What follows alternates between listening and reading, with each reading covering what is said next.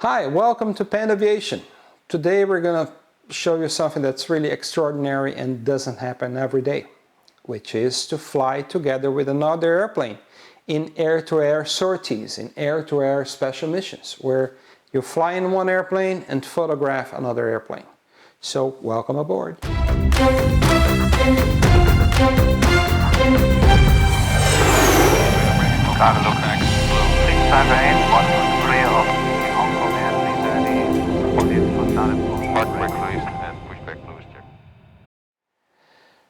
Hey, ready to fly together with another airplane on your wing? That's what we're going to see today. Before we do that, give your like, give your sign of appreciation to what we're trying to do here at PandAviation, and let's hop on board. Well, since I started at the zoo, I started to create special liveries. I think it's a very important thing to design airplanes that are unique because they attract a lot of attention and just for the price of paint. So I think they're very effective tools of marketing.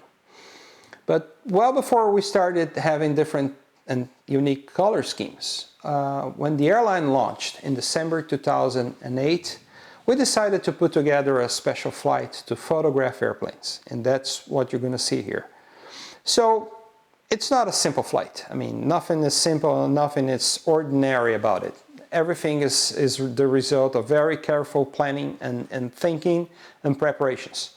First of all, you got to tell the traffic authorities, the controlling bodies of air traffic control, that you're going to do this mission, so they give you a assigned altitude and area where you can fly. Then you set the time and date, and then in the case of flying information with two brand new Embraers, we had to talk to Embraer, the manufacturer, because the airplanes weren't even delivered to Azul. So they pick special hand-picked pilots. The crew members are all seasoned into formation flying. And then the airplane where the camera was, the chase airplane, the airplane where I was another Embraer product, an Embraer Bandeirante. And that's where the problem starts, because it's very difficult for both pilots to fly information with airplanes that have a very different operational envelope. I mean, the 195s are far bigger than the 110s, the Bandeirantes. And to fly information with aircraft with very distinct performance envelopes is quite challenging. In a nutshell, the Bandeirante was full throttle and the jets were kind of in the back burner. They were kind of at their limits, the low speed limit and the maximum speed limit, in order to be able to fly together. So we set off, we took off, we started this formation. First there were two airplanes flying together. The images will show you that. And it was just amazing to see those airplanes flying formation. And to make matters worse, I also decided to use a wide-angle lens. So those airplanes, they really had to fly very, very close to me, to the camera, to the chase airplane. And I'll never forget that. I could even hear the sound of the engines accelerating and everything. And then you ask me, okay, when do airplanes accelerate? How they come close? How they go astray? It's all discussed via radio. So I have a radio, the pilot of the chase airplane has a radio, but we keep steady. The airplanes that move is the airplanes that are being photographed. So I was telling through the radio to both captains what I wanted. So I just commanded orders. One of the few moments in my life that I was in command. But anyway, I was telling the pilot, advance, retard, come near, come closer, or go further, further up, further down. You kind of tell the pilot of the airplane being photographed where you want him to be. So that's a very delicate fly. I mean, it takes a lot of foot in hand. It takes a lot of piloting in order to position an airplane, do the curves together, because you don't fly on a straight altitude, or you're doing 360s. You're just doing this slow, beautiful ballet in the sky. It's just amazing. I mean, one of the best things I ever did. And I did a lot. I mean, previously I had done this for Embraer.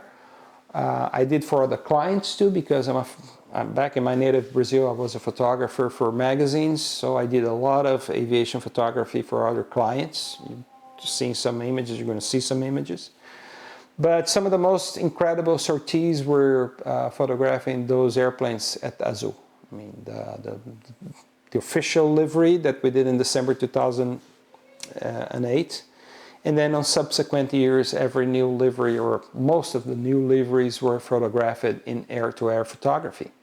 So again, without much further ado, strap on your seatbelts, get ready. I'm going to take you through a very interesting set of videos and images showing how beautiful it is to be able to photograph airplanes air-to-air.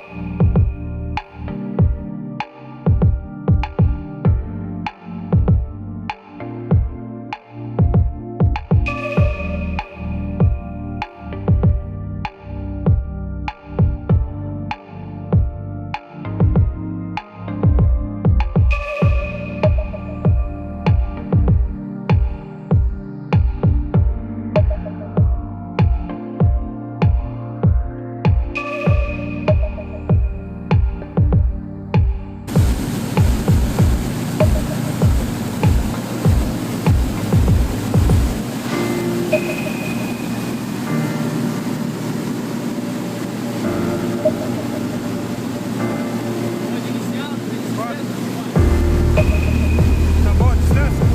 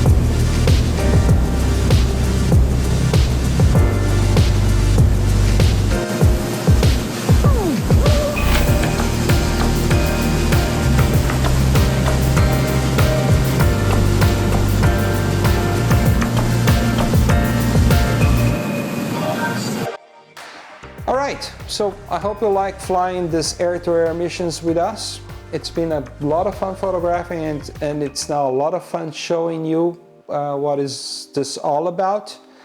I hope to be doing more soon as my career progresses, as opportunities appear. And as soon as I do it, I'm gonna share those experiences with you. Don't forget, give your like to the PandAviation channel, and till next time, hope to see you on board very soon. Take care, bye-bye. 330 pound is clear, starboard push brake. Copy, we are ready for contact. Blue. 658, 1 clear of the Hong Kong Air 330, 48 foot, not a push brake.